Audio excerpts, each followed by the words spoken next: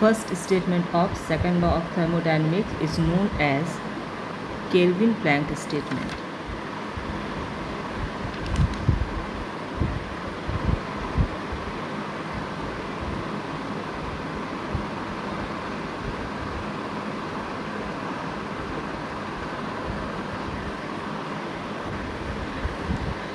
According to Kelvin-Planck statement, no process is possible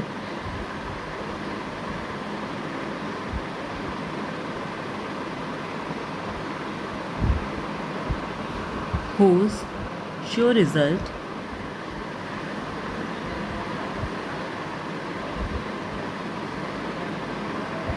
is the absorption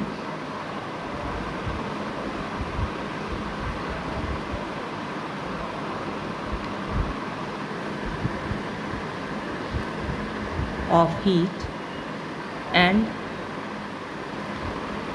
the complete conversion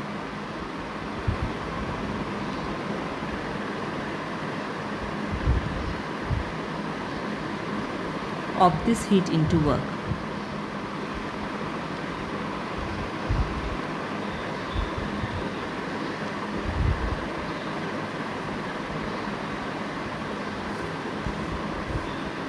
means कोई भी ऐसा process possible नहीं है जिसमें कि हीट लिया जाए, सिस्टम हीट ले और फिर उस टोटल हीट को वर्क में कन्वर्ट कर दे। कुछ पार्ट उस हीट का वर्क में कन्वर्ट होगा और कुछ पार्ट जो है वो रिजेक्ट कर दिया जाएगा टू द सिंक। किसी ऐसी बॉडी को रिजेक्ट किया जाएगा जिसका टेम्परेचर उस बॉडी के टेम्परेचर से कम हो जिससे कि हीट ली गई है। And the second statement is Clausius statement.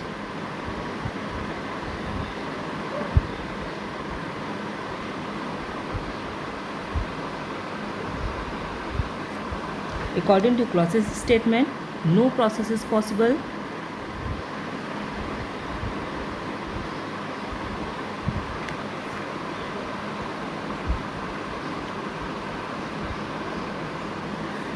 whose sure result is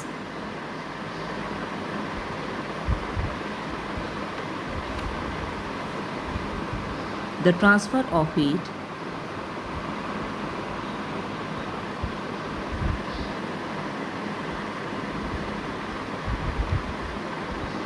from a cold body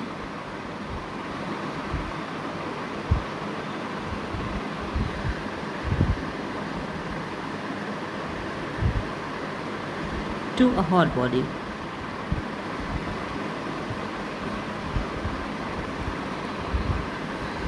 कोई भी ऐसा प्रोसेस पॉसिबल नहीं है जिसमें कि कोल्ड बॉडी से हीट लेके सीधे उसे हॉट बॉडी को ट्रांसफ़र की जाए।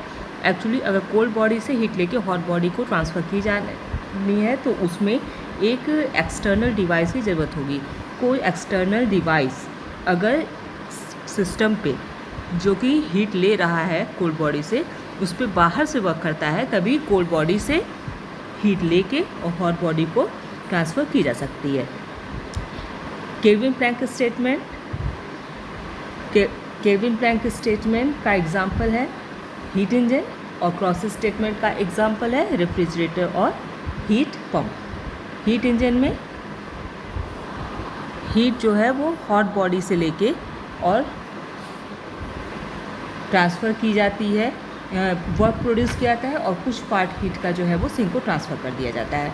और रेफ्रिजरेटर या हीट पंप में कोल्ड बॉडी से हीट लेके और बाहर से उस पर वर्क सिस्टम पे जो वर्किंग सब्सटेंस है उस पर बाहर से वर्क होता है और तब कोल्ड बॉडी से हीट लेके और हीट को किसको ट्रांसफ़र किया जाता है, हॉट बॉडी को ट्रांसफ़र किया जाता है। Now our next topic is heat engine.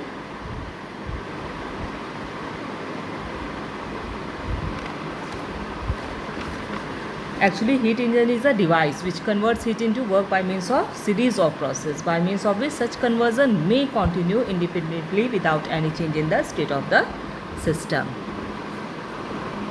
Heat engine जो होता है वो क्या करता है कि हीट को लेता है और वर्क में कन्वर्ट करता है using a series of processes.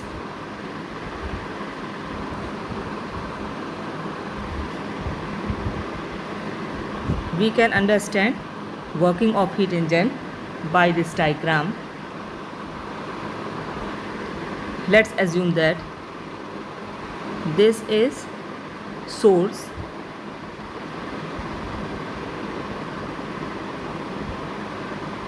or we can call it reservoir,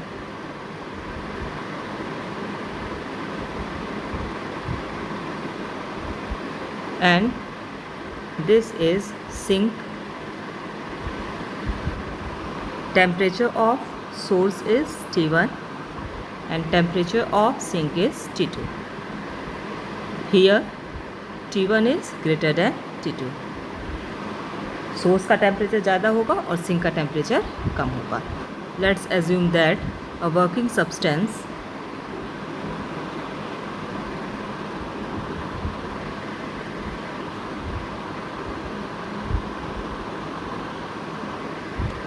एक यहाँ पे वर्किंग सब्सटेंस जो है उसको लगा दिया गया between this two reservoirs. This is working substance.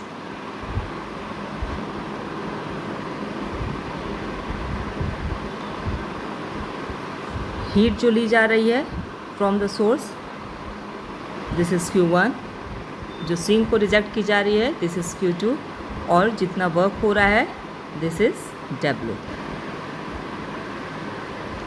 Now जो Q1 हीट ली जा रही है सोर्स से, W वर्क हो रहा है और Q2 हीट जो है वो सिंक को दी जा रही है, रिजेक्ट की जा रही है. तो जो वर्क हो रहा है, W जो हो रहा है, this work is equivalent to heat Q1 minus Q2, क्योंकि इतनी ही हीट जो है वो वर्क में कन्वर्ट कर दी जा रही है.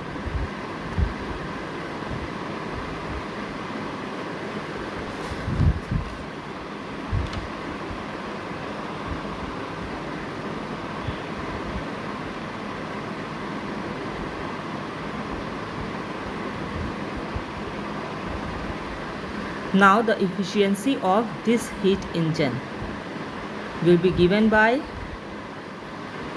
eta is equal to work output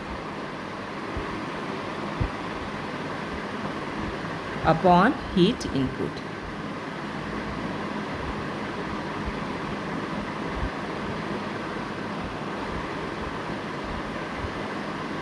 Work output is equal to W, heat input is equal to Q1. W work produce हो रहा है और Q1 हीट जो है वो ली जा रही है फ्रॉम द सोर्स. और we can write in the place of W Q1 minus Q2, because Q1 minus Q2 heat जो है वही इक्विवेलेंट वर्क W में कन्वर्ट हो रहा है.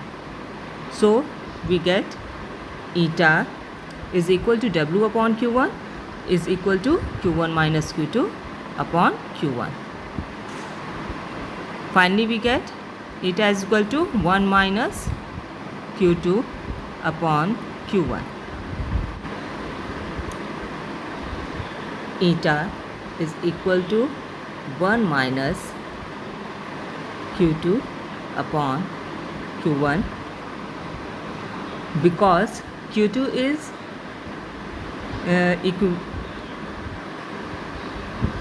because Q2 is proportional to T2 and Q1 is proportional to T1. So we can write here eta is equal to 1 minus T2 upon T1. So this is expression for efficiency of a heat engine. यहाँ से हम लोग heat engine के लिए efficiency calculate कर सकते हैं.